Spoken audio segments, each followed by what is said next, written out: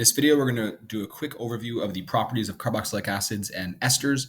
Remember, that's the trend for this unit. We take a look at what an organic family is, what its functional group is. We look at the naming rules and the drawing rules. And then afterwards, you take a look at the properties of those molecules. And it all comes back to the same thing as we saw in Unit 1. It comes back to those ideas of intermolecular forces, which is based on the structure of the molecule.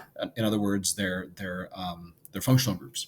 So one important thing about carboxylic acids is they are acids. So they are acidic. They will actually react with bases to in neutralization reactions. They're actually weak acids, and we'll learn more about what that means later on. So if you look at their carboxyl group, that gives them some interesting physical properties. And so let's take a look at this data table here before we jump into the actual rule. Here we have a data table comparing aldehydes to alcohols and to carboxylic acids. And so what you'll notice is that the aldehyde has a boiling point of 49, whereas a propanol, which is the alcohol, has a boiling point of 97. And that makes sense because this cannot do hydrogen bonding, but this can. And then you look at ethanoic acid. This actually has fewer carbons here, an extra O. So comparable in terms of mass, right? They're all very similar to each other. Its boiling point jumps up to 118. So carboxylic acids of similar masses actually have higher boiling points than alcohols of similar masses. And the reason for that is, yes, hydrogen bonding, but alcohols also have hydrogen bonding. So let's take a look at the structure a bit more. Let's zoom in and look at two molecules hydrogen bonding together.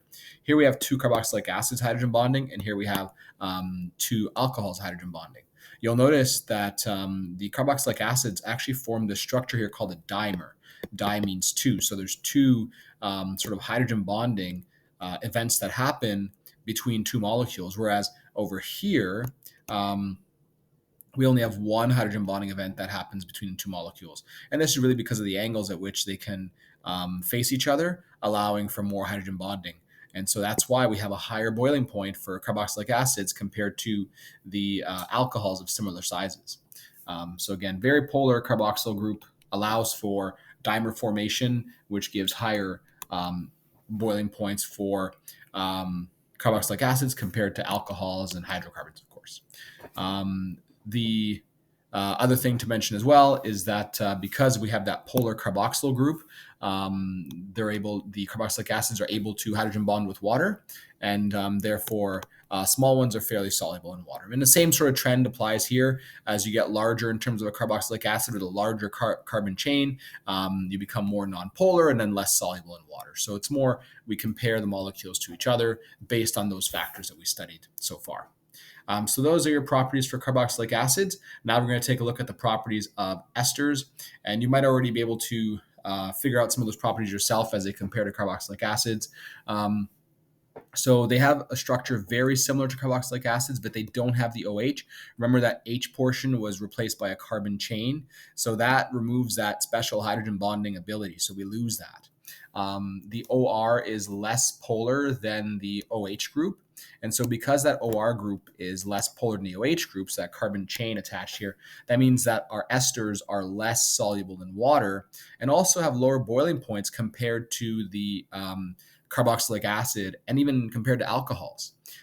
So esters, because of the extra carbon chain, are less polar in water, are less soluble in water because they're less polar overall, and they have lower boiling points and melting points because they lost that ability to the hydrogen bonding. Another thing with esters, because we don't have that H anymore like we did in the carboxylic acid, esters are not acidic like their parent acids. When we say parent acids and parent alcohols, that means the alcohol and the carboxylic acid from which they were made. So a couple other things to keep in mind as well when we talk about esters is that usually the smaller esters, they're going to be gas at room temperature, and you can easily detect them by their odor. And larger esters, because of more LDF, they're going to be more of the waxy solid type at room temperature. One very interesting feature of esters, which we'll get to see later on in the lab, is that they have very strong odors, and oftentimes they can be pleasant odors. They're actually added to they're added to food as flavorings, also to cosmetics and perfumes for the scents. Many odors that we associate with fruits, so certain fruity odors like apples, bananas, pineapples, peaches, esters are actually responsible for those smells. And there's a lot of esters found in plants and their parts like fruits, for example. So it's interesting that you can take a carboxylic acid that does not smell very good, and likewise an alcohol that doesn't smell very good. You make them react, and esters produced, and all of a sudden you smell apples or bananas. So it's really quite interesting to see, and we'll get to do that in the lab this semester. Just before we conclude, take a look at this data table here so you can see how esters compare to other molecules. So if we take a look, we have propanoic acid over here. We have butanol, butanal, methyl acetate, ethyl formate, diethyl ether. So we have some ethers compared to esters, compared to aldehydes, alcohols, and acids. So all their molecular masses are fairly comparable to each other. So we're kind of eliminating that LDF being responsible for any differences we see.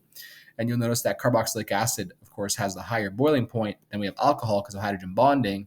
And then our aldehyde is in third place. And notice that our ester is actually even below the aldehyde. So the ester is below the aldehyde because that OR group is significantly less polar than what even the aldehyde has. And then this ester here, even lower in boiling point.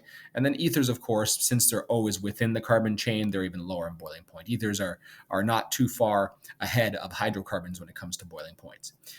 So it's always important that you're able to explain data like this. So I'm not asking you to memorize these specific numbers, but if I gave you these numbers, could you go in and explain why these numbers are the way they are? Or if I gave you two molecules or some pictures of molecules or names of molecules, could you tell me which numbers those molecules would be associated with, and then provide some reasoning behind it? And that way you truly understand where these properties are coming from and how they relate to the actual structure of the molecule.